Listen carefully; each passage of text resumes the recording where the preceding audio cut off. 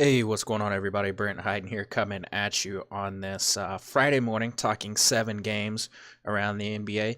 Quick reminder before we hop in, make sure you're sending me a direct message in Discord or via Twitter if you're wanting to sign up for MLB content and projections. Again, if you're not already signed up to my NBA content projections and all that good stuff, you can sign up between now and opening day for Major League Baseball projections, and you will get NBA for free for the rest of the season. But you guys aren't here to listen to me advertise, so let's just go ahead and hop into the first games of the night. We are going to look at Memphis Orlando here first. Mike Conley, doubtful for this game.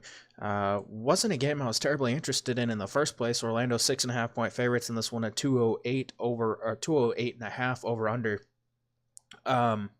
With Conley doubtful, it's going to open things up a little bit. Delon Wright's going to get in there for a pile of minutes, and while the matchup is not great for Delon Wright, Orlando's still not a fantastic defense against opposing point guards. They rank 20th in defensive efficiency to opposing point guards on the season. They do struggle to defend in isolation a little bit, and a little bit against the pick and roll ball handler, which is a little bit of a boost to Delon Wright, who is operating out of the pick and roll about 35% of his possessions. He's not terribly efficient, but he's cheap at 4,900 on DraftKings, 5,100 over on FanDuel.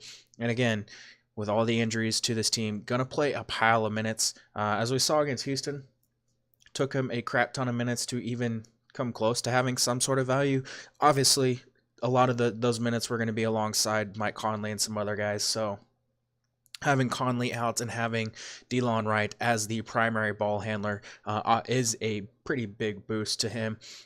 Jonas Valanciunas at 6,600 on DraftKings, 7,700 on FanDuel is one of my favorite options from this game. As I outlined in the breakdown, this is a really, really good matchup here for Valanciunas. 29.4% usage rate, averaged 1.3 fantasy points per minute over the last 30 days. The Magic really struggling to defend on post-ups. They're allowing 0.98 points per possession on post-ups this season. It's a pretty big boost to Valanciunas, who is operating on post-ups about 30% of his possession. So I actually really, really like him. He's one of the league's most efficient post players. So this is a spot at 6,600. You can expect maybe a little extra usage to go his way as well. So he's someone that I definitely have my eye on. Again, with Conley being doubtful, Chandler Parsons, Bruno Caboclo, Javon Carter, Tyler Dorsey. They're names that I would at least consider putting in my MME pools. We did see Chandler Parsons have a really good game last time out. Bruno Caboclo had a decent game. Justin Holiday is someone that's going to play a lot of minutes. Again, none of these guys are terribly appealing, but in this spot, they're names that I wouldn't completely cross off my list here tonight. You can check the notes for the Orlando side of things. I'm just trying to cover some of the most important parts to target tonight. There's not a ton to love about Orlando in this matchup, but looking at the Clippers and Cavaliers, this is a game that definitely want to make sure we're getting some exposure to. Clippers 7-point favorites in this one at 228 over under. Looking at the Clippers side of things, Shai Gilgeous-Alexander and Patrick Beverley, two guys that do draw excellent matchups. The Cavaliers, are the league's worst defense against. One of the league's worst defenses against opposing backcourts. They're 28th in defensive efficiency. I really like Shai Gilgeous-Alexander at his still somewhat depressed price tag, 5,300 across the industry. He's top 25 fantasy points in 7 of his last 10 games. We've seen Cleveland really struggle to defend the rim this season, allowing opponents to shoot 68% there. And the multi-position eligibility over on DraftKings really, really appealing. He's been playing a little bit better. The minutes are up, which is positive for him. There's still a little bit of risk, but in tournaments, I definitely like taking a shot on Shai Gilgeous-Alexander. I do like Patrick Beverley, Lou Williams a lot as well. We know Lou Williams, a guy that is dominating the usage off the bench. He's posting a 33% usage rate on the season, and against a team that really struggles to defend the pick and roll, struggles to defend the paint, struggles to defend the rim. This is a spot where Lou Williams could have a lot of success. But again, don't overlook Patrick Beverley as well. He's also 5,300 on DraftKings, 6K over on FanDuel. He's still been playing pretty well, still third on the team in rebound chances over the last 30 days. Minutes are still there for him, so he's definitely someone else to make sure we're getting some exposure to. Danilo Gallinari, I love the spot here for him tonight. 27% usage rate, has averaged 1.23 fantasy points per minute since the Tobias Harris trade. Cleveland 26th in defensive efficiency to opposing power forwards. They've allowed them to shoot 38.3% from three-point range, which is a pretty big boost to Danilo Gallinari, who's shooting almost 44% from beyond the arc this season.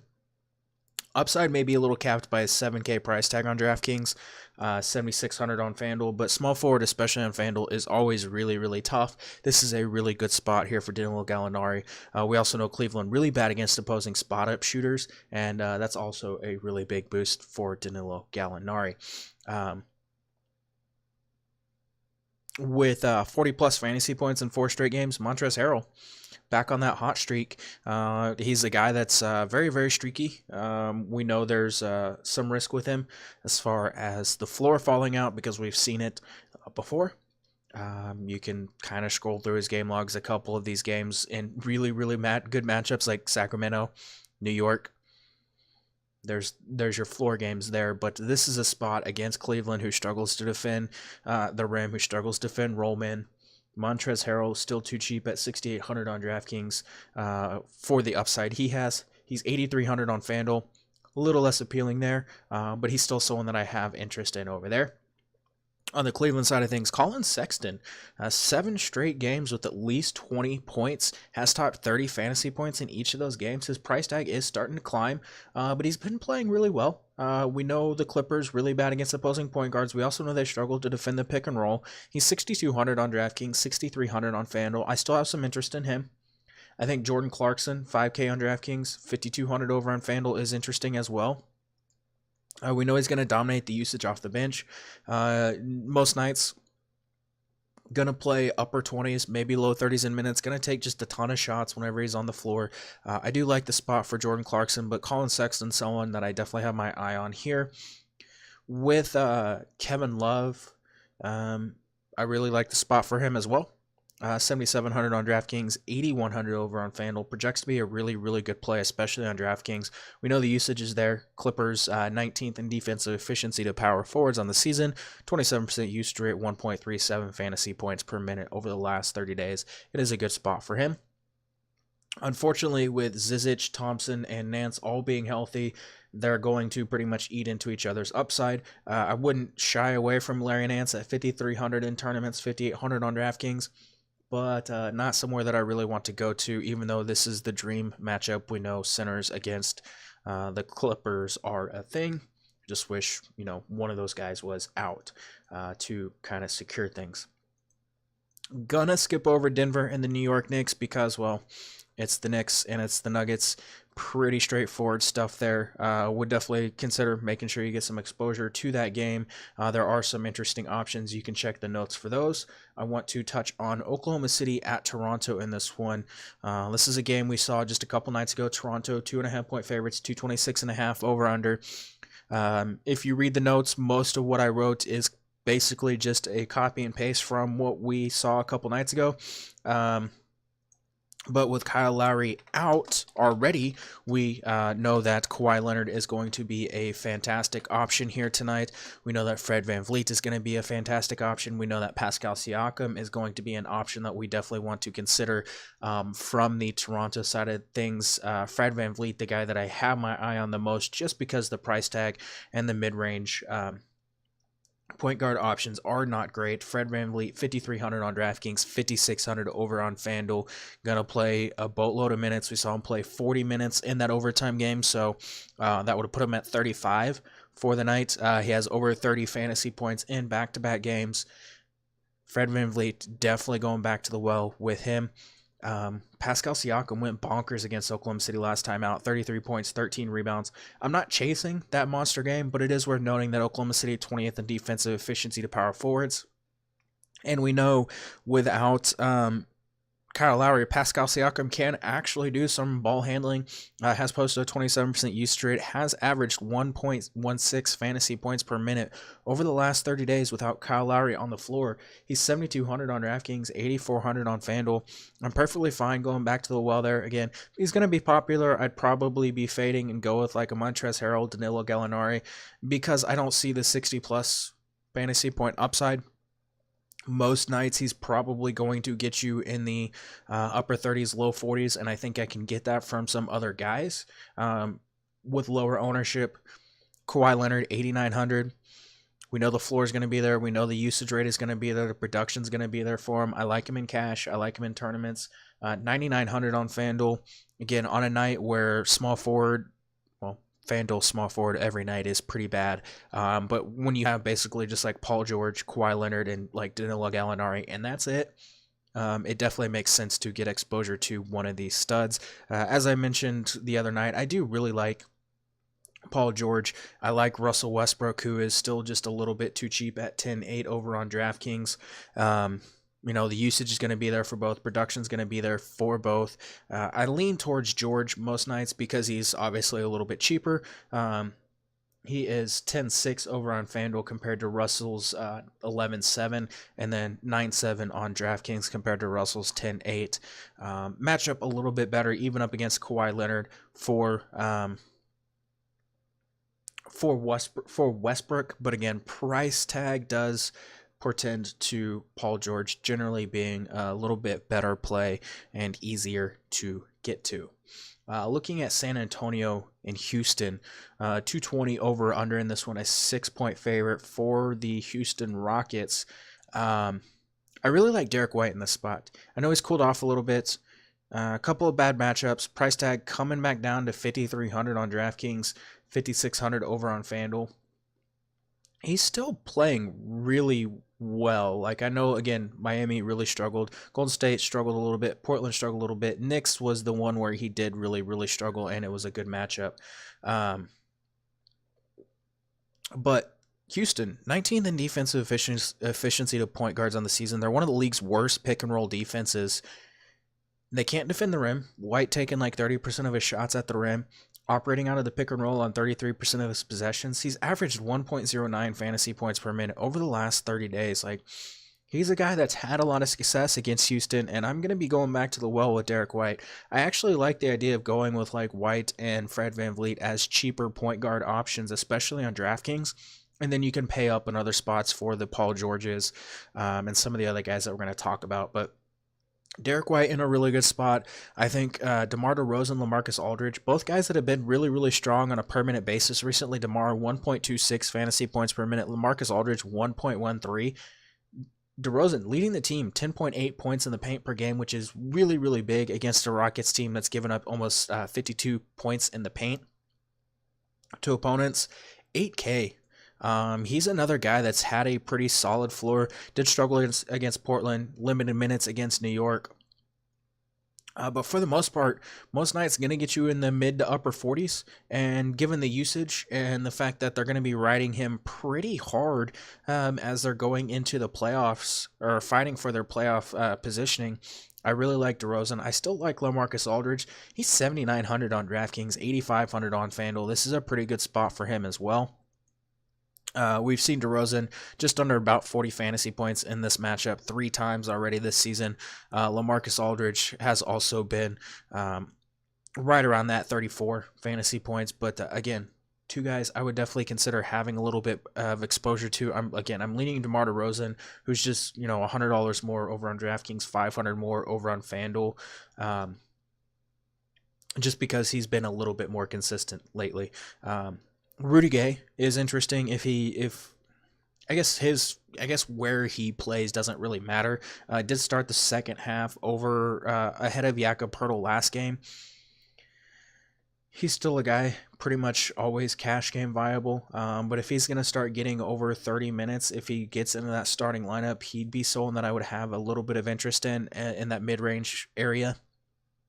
And then like Marco Bellinelli, Patty Mills, guys that I would at least consider having some exposure to. Patty Mills playing really well of late, still getting some limited minutes, but he's someone that I would consider having some exposure to on like FanDuel or in like 150 lineups or something like that. Houston side of things, I'm not going to go too in depth here just because, well, it's Houston and we all already know what you're doing with Houston most nights. It's James Harden, it's Chris Paul, it's Eric Gordon. I will say Eric Gordon, I think, is very, very interesting coming off a game where he did sit out for rest. Going to get back in the starting lineup. Generally going to be a guy that I absolutely love for cash games, but at 5,400 on DraftKings, 5,200 on FanDuel, I think there's some tournament upside baked in that price tag. He's spotting up on 31% of his shots, takes 58% of his shots from three. San Antonio allowing 36.2% shooting on three-point attempts this season, and they're giving up 1.05 points per possession to spot-up shooters. Did struggle against Atlanta, a little bit against Minnesota, but generally he's a pretty safe cash game guy, and does have some upside here. So he's going to take double-digit shots in a decent matchup. I have some interest in Eric Gordon as a cheap way to get exposure there. Miami, Milwaukee, mostly waiting on Giannis news. We do have news that Goran Dragic, Rodney McGruder are doubtful for this game, so that's going to impact a little bit, but we still really, really need the Giannis news, so that's going to be something that we want to make sure to keep an eye on. Again, I did break that game down in the notes, so make sure you're checking that out, and just going to hop to the game that we all want to talk about here tonight. Brooklyn at the Lakers, the absolute late-night hammer. Fantasy goodness abound in this game. And Narrative Street. D'Angelo Russell, 8,300 on DraftKings, 8,900 on FanDuel. I wish his price tag was still down here in the 7Ks. But just going to throw this out there. I'm not a huge Narrative Street truther. There are times where I will hype up a narrative, and this is going to be one of those times, and I'm 100% buying into it. One, it's a revenge game for D'Angelo Russell. Lakers pretty much did him dirty. And I can guarantee you that he's going to be fired up for this game. But more importantly, if the Nets beat the Lakers tonight, it will officially make it mathematically, or they will mathematically eliminate the Lakers from the playoffs if they beat them tonight. I guarantee you that D'Angelo Russell knows that, and I guarantee you that D'Angelo Russell is going to want to be the person to hand them that loss and to say, have fun not making the playoffs this year while we're making the playoffs. Because the Nets, they're fighting for the playoffs. So I'm hitting that lock button on D'Angelo Russell. You can fade him if you're building 150 lineups in some lineups. Obviously, you don't want 100% exposure to anybody in 150 lineups. It's a matchup that he dominated in last time out. He's been posting like a 33% usage rate over the last 30 days. So that's pretty huge. He's been really good. Coming off two just monster upside games. I like the spot for D'Angelo Russell regardless. Yeah, he's in my lineup for sure. The rest of Brooklyn, though, is going to be a little bit interesting. We know that Allen Crabbe is going to sit this one out. That means Karis LeVert, Joe Harris going to soak up most of the minutes on the wings. Both of those guys are definitely interesting here tonight. I really like Joe Harris just because I feel like the minutes are a little bit more secure. Lakers have allowed 36% shooting from three over the last 10 games. I like the spot here for Harris, who does take a very large portion of his shots from three. I mean, 49% of his shots come from three. So against the team that's really getting torched from the three-point line, pretty good spot here for him. The Lakers are giving up 0.92 points per possession in isolation, which is a boost for LeVert, who takes 18% of his possessions in isolation, but I'm still going Joe Harris over Karis LeVert if I'm forced to choose. Rodions Kurucs can, be back in our lives at 4,200 over on DraftKings. 33 minutes against Sacramento, played fewer minutes against the Clippers, fewer minutes against Utah. I honestly don't know what the hell they're going to do with their minutes. I think DeMarre Carroll is the guy that gets a little bit of extra run because they can use him to defend on LeBron. I like the spot here for DeMarre Carroll. I like the matchup. I think he's the guy that I would go with over Rodions Kurucs, but I would be sprinkling Kurucs, Carroll, even Rondé Hollis Jefferson in some like tournament lineups. and rotating through those guys. Hollis Jefferson, I don't expect to get a bunch of minutes, but did enter the rotation the other night. It's worth noting if he mostly got in because it was a monster blowout, but he played really well. Maybe they give him some extra run here tonight. Outside of that, you can look at Ed Davis. I wish he still had power forward eligibility. Most nights going to get you 18, 19 minutes. Does have 20 plus fantasy point upside in a matchup like this. And then Jared Allen. He's the guy I have my eye on. 5,500. His minutes, very, very tough to trust. But we know Lakers really bad against opposing big men. Giving up a pile of rebounds. Giving up 58 fantasy points per game to centers. 26 in the defensive efficiency to the position. If he's going to get like 28, 29 minutes in this matchup, I absolutely love him. Played 20 minutes against him last time out. 24 fantasy points. Like I said, it's tough to trust the minutes, but I really, really like him. And I think someone like JaVale McGee is going to be a little bit more popular, and I'll get to him in just a few minutes. But I think Jarrett Allen is definitely someone that we want to look at on the Brooklyn side of this game. Looking at the Lakers side, LeBron James returning obviously puts him in play. As I put in the notes, minutes restriction on him has not really been there, and there is upside at his current price tag. I still like him for tournaments. I think the usage does make him somewhat cash viable. It's interesting, but I'm probably not going there tonight. I'd probably rather go with Kawhi or Paul George. Brooklyn, league's worst defense against the pick and roll, giving up 0.94 points per possession. That makes Rajon Rondo 6,400 on DraftKings, 6,600 on FanDuel. Really, really interesting. Obviously, I would like to see that he gets, 29, 30, 31, 32 minutes. The 39 and 37 minutes were in games where LeBron James sat out. That game like against Toronto where he got 30, LeBron James played, 31 against the Bulls, 31 against the Celtics. I would expect him to get probably 30, 31 minutes in this spot, which makes him a pretty strong option. Alex Caruso at 4,100 is fine. It's Alex Caruso. I wouldn't feel bad if you don't have exposure there. I'm not going to be chasing the KCP monster game. I'm not going to be trying to project which one of these scrubs is going to have a good game. I mean, it's just not worth it to me. You can sprinkle them in tournaments. That's fine.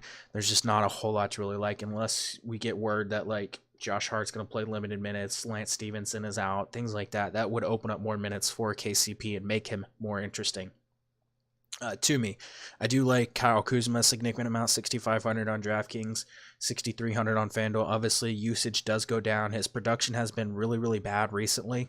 Gonna just play a ton of minutes, and that's a good spot. Averaging 0.90 points, fantasy points per minute over the last 30 days. Still a pretty strong option, though. 27% of his shots come in the paint and mid-range. It's a pretty big boost to Kuzma, who, with Brooklyn just getting torched in those areas.